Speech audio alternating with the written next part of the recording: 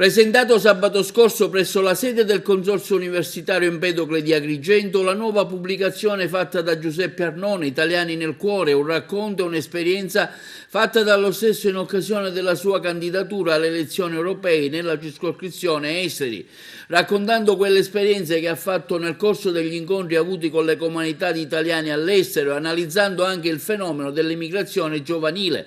Alla presentazione era presente lo scrittore e parlamentare Vittorio Sgarbi, che ha presentato il suo ultimo compendio, il libro Raffaello, e ne ha curato anche la prefazione il presidente del Consorzio Universitario, Nenè Mangiacavallo.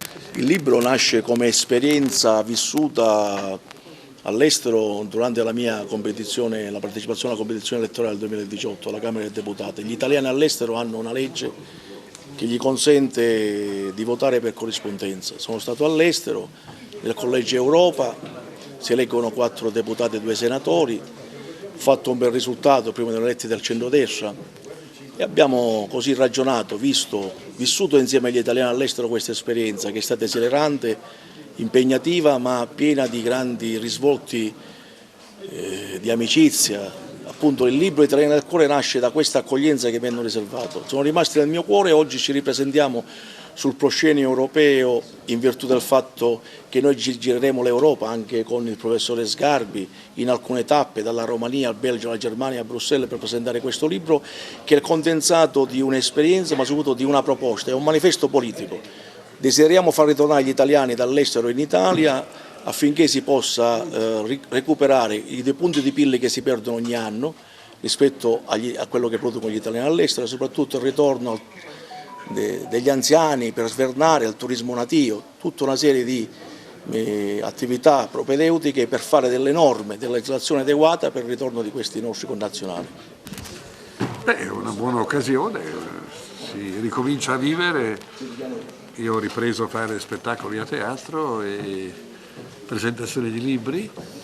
L'idea di Arnone di venire ad Agrigento, tornando in Sicilia dopo tanto tempo, oltre che per le misure di limitazione dei movimenti per il Covid, anche perché ho finito il mio mandato di assessore nel 2018 e quindi ho vissuto un'esperienza diversa. Adesso si ricomincia con le prossime regionali e con il sindaco di Palermo probabilmente a trovare qualche ulteriore accordo e possibilità di continuare attività in Sicilia. Quindi questa nell'ambito delle più semplici, che sono presentazioni di libri, è comunque la ripresa di una consuetudine che per qualunque scrittore italiano vede la Sicilia come un luogo di grande importanza. Il pubblico d'altra parte è curioso e desideroso, quindi sia all'interno delle istituzioni sia fuori dalle istituzioni io credo che si possa dare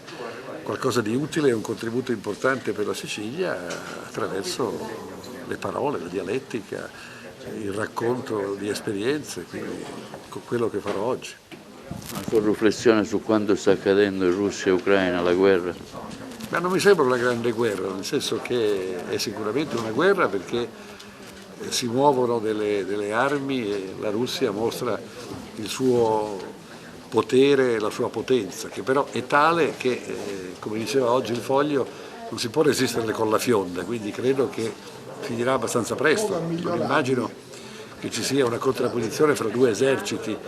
L'Ucraina ha un esercito molto limitato nella possibilità di contrapposizione, quindi credo che troveranno un accordo e che finirà presto, non credo che sarà uno stillicidio come è avvenuto in altri luoghi, dal Vietnam all'Afghanistan.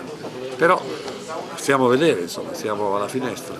Sì, è l'ennesima manifestazione della nostra attenzione, del nostro interesse per il fermento culturale che c'è in provincia di Agrigento. Noi abbiamo il sacrosanto dovere di assecondare questa richiesta di impegno, abbiamo il dovere di assicurare la nostra presenza in questi momenti di crescita non solo culturale ma anche sociale della nostra provincia. La nostra attività ferve quotidianamente, abbiamo accanto a queste manifestazioni che sponsorizziamo, che patrociniamo, una serie di progetti di crescita culturale e ci avviciniamo sempre di più a questo famoso impegno che condivideremo con le altre istituzioni agrigentine per candidare Agrigento a capitale italiana della cultura.